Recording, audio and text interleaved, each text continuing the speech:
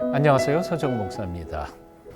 꿀보다 더 단 말씀이 있는 달콤한 큐티 시간입니다. 믿음은 하나님이 주시는 선물입니다.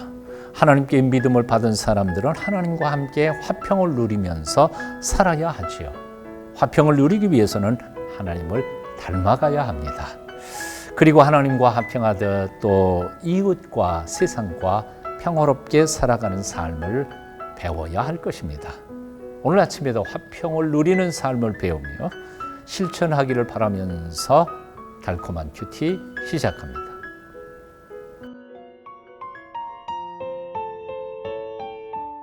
너희 구원을 이루라. 빌립보서 2장 12절.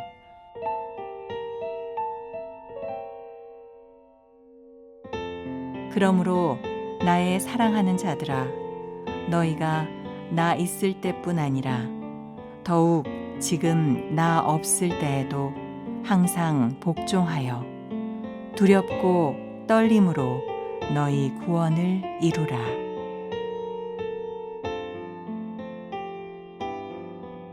빌립보 교회의 단 하나 걱정거리인 교회 안의 불화파음에 대하여 사도 바울은 화목제물로 죽으시기까지 순종하셨던 예수님을 닮으라고, 그 예수님의 마음을 품으라고, 한 마음과 한 뜻으로 살라고 부탁했습니다.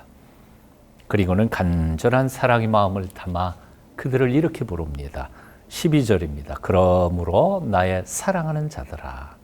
그러므로 나의 사랑하는 자들아.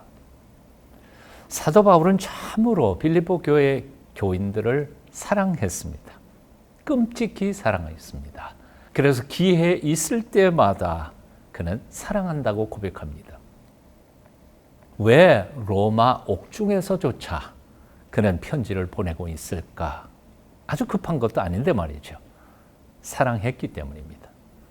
그들이 사랑하지 못한 채 서로 다투고 싸우고 있다는 소식에 가슴이 아파서 더 이상 참을 수가 없어서 화해시키고 싶은 사랑의 마음으로 죽음을 직전에 둔 사도가 편지를 온 힘을 다해 쓰고 있는 것입니다. 어떤 분이 참 재미있는 표현을 썼습니다. 종은 울리기까지 종이 아니고 노래는 불려지기까지 노래가 아니고 사랑은 고백되기 전까지 사랑이 아니다. 참 재미있는 표현이죠. 저를 포함해서 남자들은 사랑한다면서도 표현이 참 서툴입니다. 여보 나 사랑해? 물을 때 사랑하니까 30년 살았지. 사랑한다 꼭 말해야 돼? 알아서. 그렇게 표현할 때가 참 많습니다. 하지만 곰곰이 생각해 보면 표현은 참 중요합니다.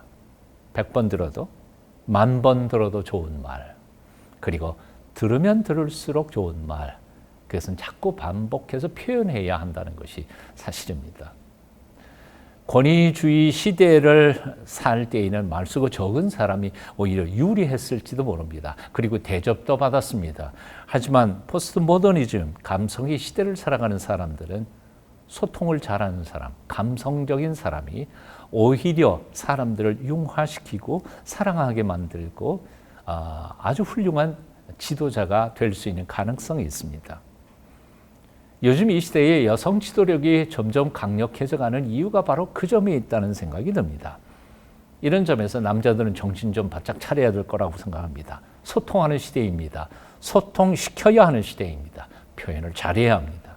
오늘 본문에서도 저 경건하고 거룩한 사도가 계속해서 말합니다. 그러므로 나의 사랑하는 자들아. 빌립보서에는 이런 표현들이 아주 자주 등장합니다. 말하십시오. 그리고 표현하십시오. 분명하고 똑똑하게 자신의 의사를 말하십시다. 사랑합니다. 감사합니다. 고맙습니다. 존경합니다. 라고 말합시다. 오늘 12절에서 사도 바울은 계속해서 이어갑니다. 그러므로 나의 사랑하는 자들아 너희가 나 있을 때뿐 아니라 더욱 지금 나 없을 때에도 그렇게 적습니다. 사실 바울이 빌립보에 있을 때에는 빌립보 교회 안에 그런 다툼은 없었습니다.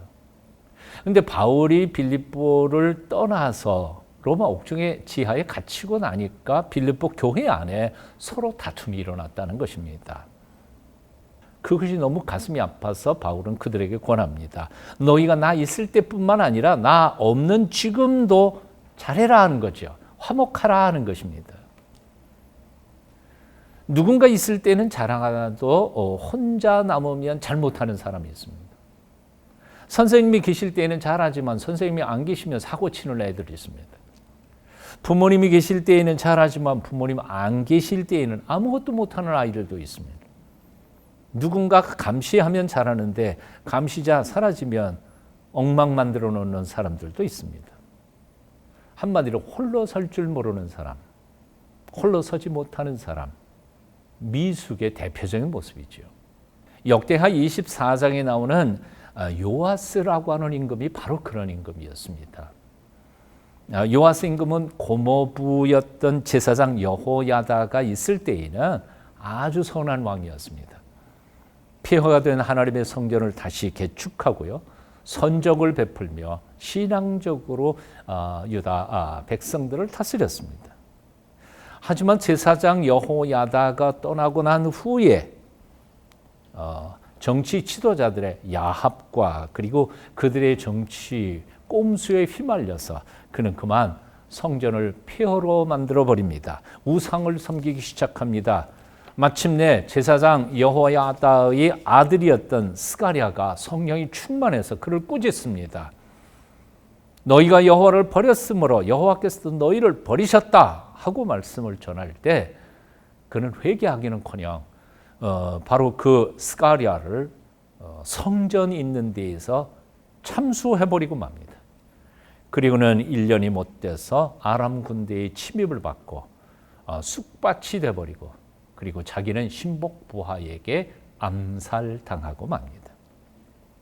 홀로 설 수 없었던 바로 요아스의 슬픈 이야기입니다. 우리 부모님들은 언제까지나 우리 곁에 남아 계시지 않습니다. 선생님들도 언제까지나 우리를 가르쳐 주실 수 없습니다. 그래서 우리는 홀로 설 수 있는 사람이 되도록 성숙하기를 노력해야 할 것입니다. 옛말에도 있습니다. 혼자 있을 때 경건한 사람이 참으로 거룩한 사람이다. 성숙한 사람이라는 겁니다. 참된 경건이란 하나님 앞에서라는 의식으로 살아가는 사람을 말합니다.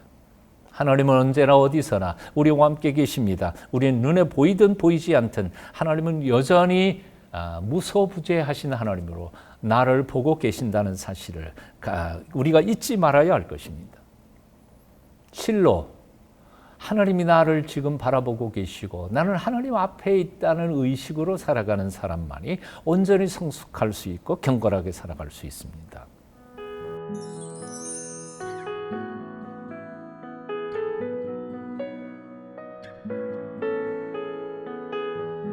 오늘 홀로 있든 함께 있든 간에 우리가 무엇을 위해 노력해야 할지 사도 바울은 이렇게 표현합니다. 구원을 이루기 위하여 노력하라고요. 12절 다시 한번 읽어봅니다.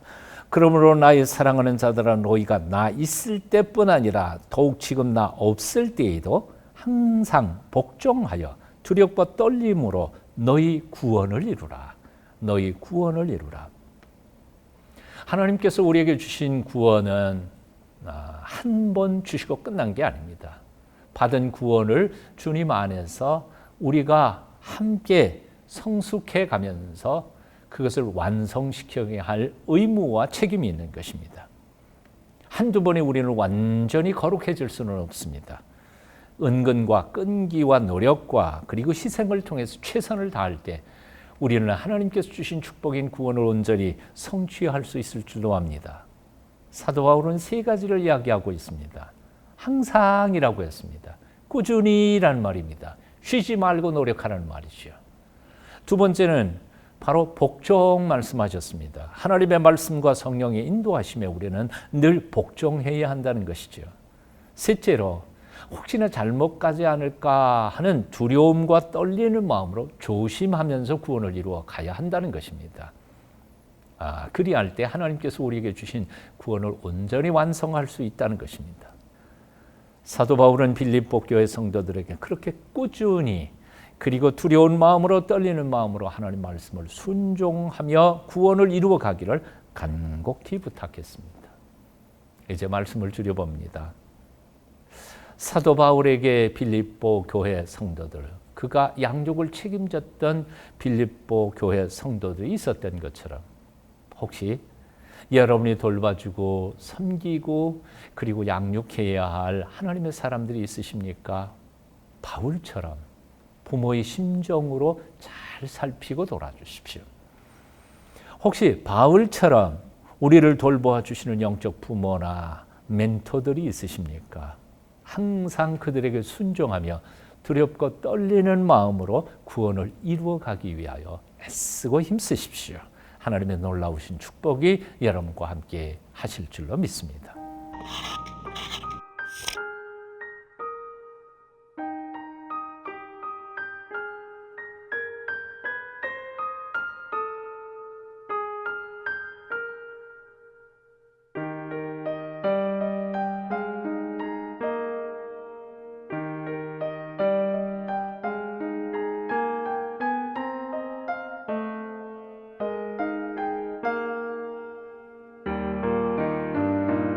오늘도 함께 외쳐보겠습니다. 그러므로 사랑하는 자여, 구원을 이루도록 힘써 노력하라. 오늘도 함께 묵상하신 말씀 하루 종일 되새기시면서 주님과 함께 동행하시기를 축원합니다. 기도하겠습니다. 사랑하는 주 예수님, 매일 매 순간 조금씩이라도 점점 성숙하고 자랄 수 있도록 우리에게 믿음을 주시옵소서. 우리 곁에 두신 사람들을 섬기게 하시고 우리를 돕고 있는 많은 영적 지도자들에게 순종할 수 있게 하여 주시옵소서. 예수님 이름으로 기도합니다. 아멘.